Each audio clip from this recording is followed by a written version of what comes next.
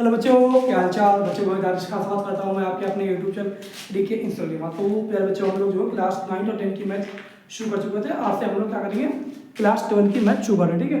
और इसमें हम लोग बच्चे ने लेसन 1 और 2 को स्किप कर दिया पहले हमने। क्यों? क्योंकि बताते रीजन। लेसन 1 में आपका है रिलेशन फंक्शन, संबंध तथा फलन, जो आपका क्लास 11 की मैथमेटिक्स में चैप्टर नंबर 1 है ना, सेट थ्योरी, उससे रिलेटेड है, तो उनको एक साथ पढ़ाएंगे। उसके सेकंड चैप्टर आपका क्या मैथमेटिक्स में क्लास 12 की इनवर्स ट्रिगोनोमेट्रिक फंक्शन, ट्रिगोनोमेट्री, ठीक है, त्रिकोणमिति। तो ये भी 11 से रिलेटेड है। इन दोनों को हम जब पढ़ाएंगे, जब एक साथ 11 को पढ़ाएंगे, ठीक है। उसके बाद हम लोग क्या शुरू करना है, लेसन 3 को हम लोग शुरू कर रहे हैं। लेसन 3 का नाम क्या बेटा हमारा, मैट्रिक्स है आव्यूह, ठीक है। पहले आव्यूह पढ़ाएंगे, उसके बाद सारणी पढ़ाएंगे, दोनों चैप्टर एक ही जैसे। तो हम लेसन 3 शुरू कर रहे हैं। बेटा क्या कर रहे हैं, लेसन 3, ठीक।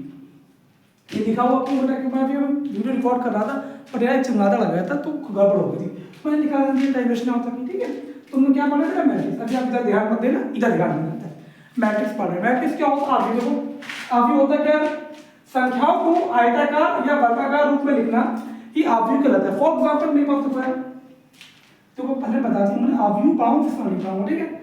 आप कोई बच्चों को चैप्टर पढ़ना है तो मुझे बता दे, एसएमएस करते सही पढ़ाना है तो पढ़ा दूंगा, जल्द से जल्द मुझे खींचना है, ठीक है। तो मैं आव्यूह क्या होता है, संख्याओं को आयताकार और वर्गाकार रूप में लिखना ही आव्यूह सारणी, सॉरी आव्यूह मैट्रिक्स कहलाता है। फॉर एग्जांपल देखो मैंने क्या किया, 4 संख्या ली, मैंने इनको रख दिया 5 6 7 8 ऐसे रख दिया, और इसमें ये लगा दिया ऐसे करके, ठीक है। तो क्या होगा, आव्यूह कहलाएगा। क्या कहलाएगा, आव्यूह। इस तरह हम लोग लिख सकते हैं, ऐसे भी सकते हैं, ऐसे भी लिख सकते हैं। ये सब क्या है बेटा, आव्यूह क्या, मैट्रिक्स। हम पढ़ते हैं टाइप ऑफ मैट्रिक्स। क्या होता है टाइप ऑफ मैट्रिक्स, आव्यूह के प्रकार। तो क्या हो गया, पहला क्या होता है, पंक्ति आव्यूह। हाँ, आपको बता दीजिए पंक्ति होता क्या है, ये भी तो बताना जरूरी है ना। फॉर एग्जाम्पल 3 4 5 6 7 8, तो 5 4 3 मान लो ये था एक आव्यूह, ठीक है। तो आपको पता ही होगा इनोडेट यार, ये जिस कॉलम कहलाती है, कॉलम 1 कॉलम 2 कॉलम 3, ठीक है। और ये वाला रो फर्स्ट कहलाती है R1, रो फर्स्ट, रो 2 और ये रो 3, ठीक। कुल मिलाकर हम ये कह सकते हैं यार कि ये लाइन कहलाती है रो। क्या बच्चा कहलाती है, ये लाइन कहलाती है रो। रो का मतलब क्या होता है, पंक्ति, ठीक है। हिंदी में कि आपको दोनों पढ़ना है यार, हिंदी मीडियम बच्चे थोड़ा सा वीक ना बने तो इंग्लिश दोनों पढ़ेंगे। पंक्ति आप रो, इसे बोलते रो या पंक्ति बोलते, इसे क्या बोलते, रो या पंक्ति बेटा। इस लाइन को बोलते क्या, स्तंभ और या कॉलम, ठीक है यार, ऐसे याद रखना। तो आपको समझ आ गया होगा। और इसके अंदर जो ये लिखे होते हैं नंबर, इसके अंदर जो नंबर लिखे होते हैं, मैं बोलता नंबर पर क्या कहलाते हैं, वो जो भी नंबर लिखे हैं उसे बोलते हैं एलिमेंट। क्या होते हैं बेटा, एलिमेंट्स, ठीक है। क्या होते हैं वो एलिमेंट्स, क्या समझे बेटा, इसके अंदर क्या होते हैं, एलिमेंट या तत्व बोल देते हैं कभी कभी इसे, एलिमेंट या तत्व भी बोलते हैं। तो अगर आपसे कोई पूछे कि ये देखो यहाँ सुनाते इसको रफ करते हैं, मान लो 3 4 5 6, आपसे कोई पूछे कि 3 क्या होगा, तो फर्स्ट रो इसको एक, चलो A11 बोलते हैं, A12 A13, थोड़ा समझा दे डीपली, A21 A22 A23, ठीक है। A31 A32 और ये A33, मतलब पहले रो बोलेंगे फिर कॉलम। हमसे कहा गया इसमें पहचान करो, A11 कौन है, फर्स्ट रो फर्स्ट कॉलम कौन था, कौन सा ऐसा तत्व है जो फर्स्ट रो फर्स्ट कॉलम में लिखा हुआ है। तो क्या हो गया, इस नंबर कौन है, तो ये है बेटा। तो A11 क्या कहलाएगा बच्चा, A11 कहलाएगा मेरा 3 कहलाएगा। हम इसलिए आप इसी तरह आपसे पूछ रहे हैं A22 क्या कहलाएगा, इसमें A22 क्या कहलाएगा, देखो A11 A12 A13 A21 A22 क्या कहलाएगा बेटा, A22 7 कहलाएगा। मतलब सेकंड रो सेकंड कॉलम का एलिमेंट कौन सा है, 7 है ना, ठीक है। इसी तरीके पूछा जाएगा आपसे, मान लो A33 कौन सा एलिमेंट है, A33 कौन सा एलिमेंट है यार, तो A33 यहाँ पे देखो पढ़ते हैं 1 2 3 A31 A32 A33, तो बच्चा क्या हो जाएगा, A33 क्या हो जाएगा मेरा, 3 हो जाएगा। ये सब बेसिक फंडामेंटल ऑफ मैथमेटिक्स का था, मैट्रिक्स का मैंने आपको बता दिया, ठीक, क्लियर है। अब आप आराम से कर सकते हैं। तो हम पढ़ते हैं पंक्ति आव्यूह को, पहले क्या पढ़ते हैं, पंक्ति आव्यूह। टाइप ऑफ मैट्रिक्स पढ़ना है बेटा, क्या क्या होता है टाइप ऑफ मैट्रिक्स, आव्यूह कितने प्रकार के होते हैं। नंबर 1 देखो यार, इसको रफ कर देते हैं, साइड में रफ कर देते हैं, ठीक है, ऐसे कर देते हैं, आप ध्यान मत देना, समझा के हो ना। जो है पंक्ति आव्यूह, रो मैट्रिक्स एक ऐसा मैट्रिक्स या आव्यूह जिसमें केवल एक रो होती है। क्या होती है बेटा? रो, एक कॉलम, एक पंक्ति होती है। तो एक ही पंक्ति है तो ये क्या कहलाएगा? पंक्ति आव्यूह। ठीक है, अगला क्या है बच्चा मेरा? स्तंभ आव्यूह। क्या होगा? स्तंभ आव्यूह, इसे बोलते हैं कॉलम मैट्रिक्स। एक ऐसा आव्यूह जिसमें केवल और केवल एक कॉलम, उसे बोलेंगे कॉलम मैट्रिक्स। ठीक है, अगला क्या? शून्य आव्यूह बेटा, जीरो मैट्रिक्स। एक ऐसा मैट्रिक्स जिसके सब एलिमेंट जीरो हो, क्या हो? वो कहलाएगा बच्चा शून्य आव्यूह। समझ में आया? आगे बढ़ते हैं। ठीक है, अब लोग चलते नंबर 4 पे। इसी तरीके से 4 नंबर पे चलते हैं और हम 4 नंबर पे कहलाते हैं मतलब स्क्वायर मैट्रिक्स, वर्ग आव्यूह।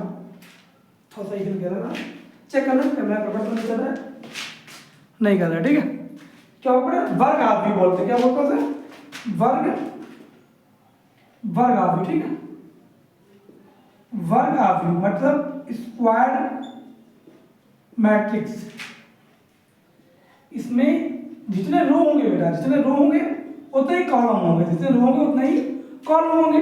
तुम क्या कर सकते हो? देखो ए बी सी और डी, इसमें कितने? देखो रो कितने हैं बेटा? R1 R2, कॉलम 1 कॉलम 2, मतलब आप जितने रो उतने कॉलम है। तो ये क्या होगा? 2 क्रॉस 2 का हो जाएगा। 2 क्रॉस 2 का मतलब पहले रो भी कितने? रो कितनी? 2 है, कॉलम भी 2, ये 2 क्रॉस 2 का, 2 क्रॉस 2 का बन जाएगा वर्ग आव्यूह। ठीक है, इसलिए आगे बढ़ाते हैं। मान लो मैंने एक और ले लिया, मैंने 1 2 3 4 5 6 7 8 9। यहाँ देखो बेटा रो कितने? 1 2 3, 3 रो आ गए।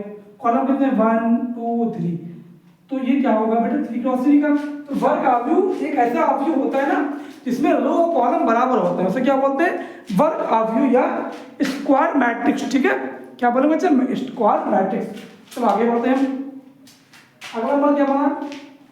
वर्ग आव्यूह का। अब विकर्ण आव्यूह है। क्या है बेटा? विकर्ण आव्यूह। नंबर 5 में क्या? विकर्ण, विकर्ण आव्यूह बेटा। ये देखो इसे बोलते हैं डायगोनल मैट्रिक्स। क्या बोलते हैं? डायगोनल। ठीक है, मैट्रिक्स। ठीक, क्या बोलते हैं? मैट्रिक्स। आपको इतना तो पता हो डायगोनल क्या होता है? ये चीज ये होता है डायगोनल। ठीक है, ये चीज होती है डायगोनल और यहाँ पे करते हैं ये चीज क्या होती है? इधर वाले डायगोनल। ठीक है, एक ऐसा मैट्रिक्स बेटा, एक ऐसा मैट्रिक्स जिसको डायगोनल को छोड़ के और सभी एलिमेंट जीरो होते हैं तो क्या कहते हैं? Diagonal matrix. फॉर एग्जांपल मैंने क्या किया? जब एक आप ले लिया मैंने, कुछ लाया यहाँ पे 1 2 3 4 5 6 7 8 9, मैंने ये ले लिया। ठीक है, अब इसमें देखो डायगोनल में क्या क्या है? 1 5 9 है ना? क्या ये 1 5 और 9? इसको छोड़ के, इसको छोड़ के मैंने सब एलिमेंट क्या कर दिए बेटा? जीरो कर दिए। तो वही क्या कहलाएगा? विकर्ण आव्यूह कहलाएगा, डायगोनल मैट्रिक्स कहलाएगा। ठीक है, क्या इतनी बात समझ में आई कि नहीं आई? ठीक है, तो क्या कहलाएगा? विकर्ण आव्यूह कहलाएगा। ठीक है, चलो आगे देखते हम लोग। चलो सकते हैं हम लोग ना,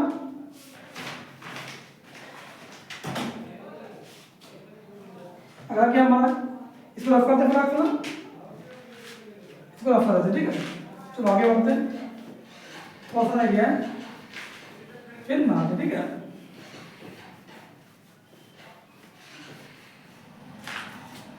चलो आगे देखते हैं हमारा क्या है।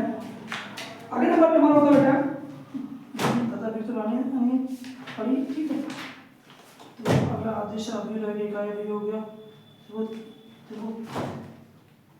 ठीक है, चलो आगे बढ़ते हैं। ये होता है आदेश आव्यूह बेटा। अगला क्या होता है हमारा? आदिश आव्यूह। आदिश आव्यूह स्कैलन, स्कैलर होता है स्कैलन मैट्रिक्स। ये क्या बना होती है बेटा? एक ऐसा आव्यूह, एक ऐसा आव्यूह जिसके विकर्ण अवयव समान होते हैं और सब जीरो। ठीक है, तो विकर्ण के अवयव या एलिमेंट समान होते हैं, समान होते हैं तथा सब और सभी एलिमेंट या तत्व शून्य, ठीक है, समझ में आया होगा आपको। एक ऐसा अवयवी या मैट्रिक्स इसमें विकर्ण तो बराबर होगा बेटा, विकर्ण के चलो कर दिया हमने ए और ए, ठीक है, ये कर दिया और बाकी एलिमेंट 0 0 0 0 0। कहने का तात्पर्य, मेरा मतलब इतना आसान है बच्चा कि विकर्ण में ये चीज बराबर होगी और सब शून्य होगा बेटा, क्या होगा, और सब शून्य ही होगा, ठीक है, क्लियर है ना, और सब जगह शून्य होगा। आप कुछ भी कर सकते हो, एक एग्जाम भी कर सकते हो, सी कर सकते हो यार, कुछ भी कर सकते हो। मैं 2x2 का बना दिया लो,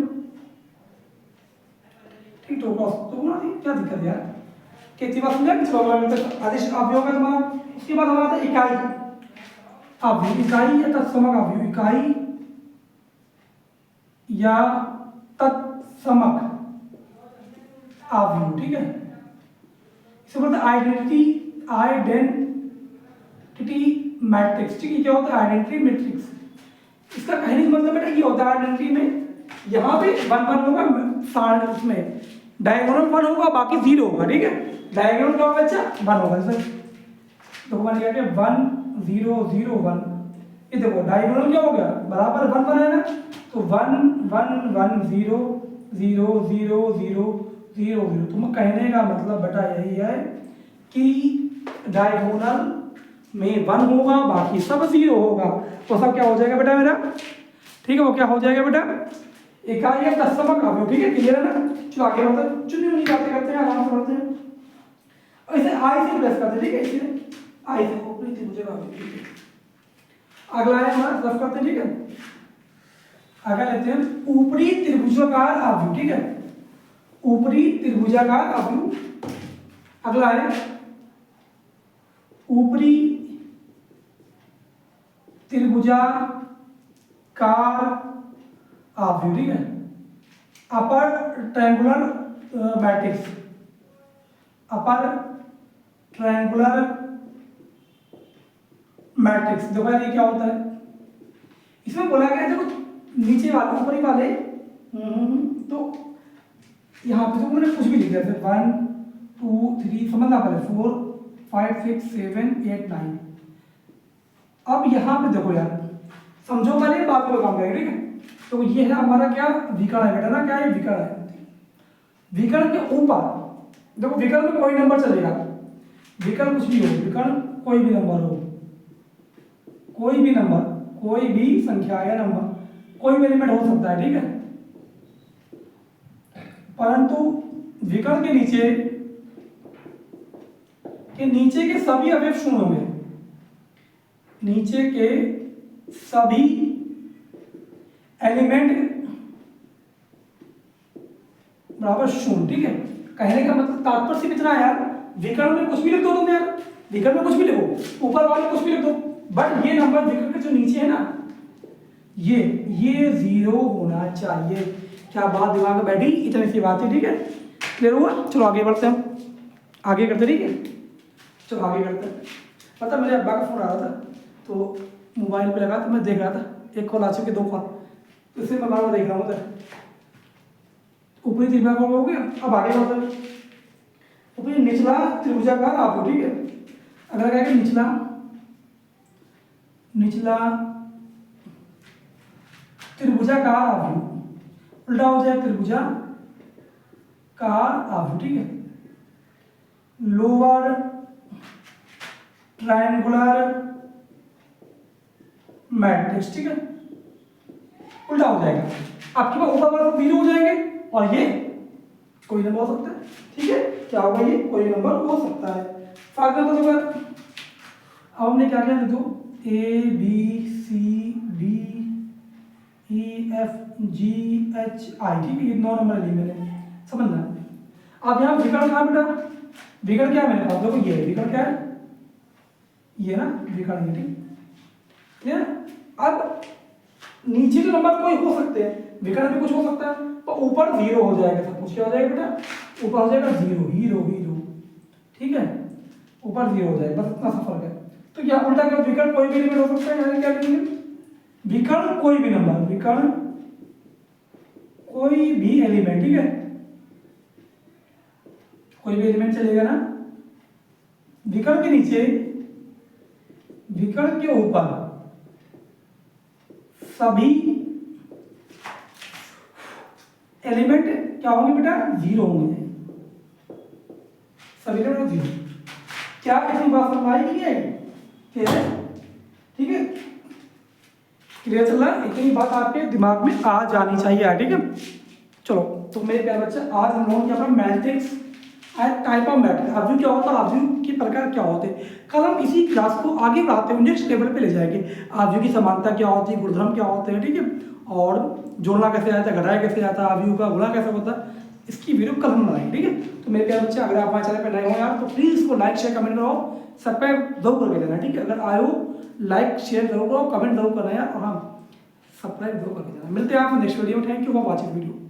और दोस्तों, अगर आप लोग अपने छोटे भाई बहन को सर्विस कर रहे हो तो क्लास 9-10 की मैच चलती है इसी चैनल पर डीके इंस्टॉल पे, तो उनको भी अपने छोटे भाई बहन को सजेशन दो हमारे चैनल के लिए।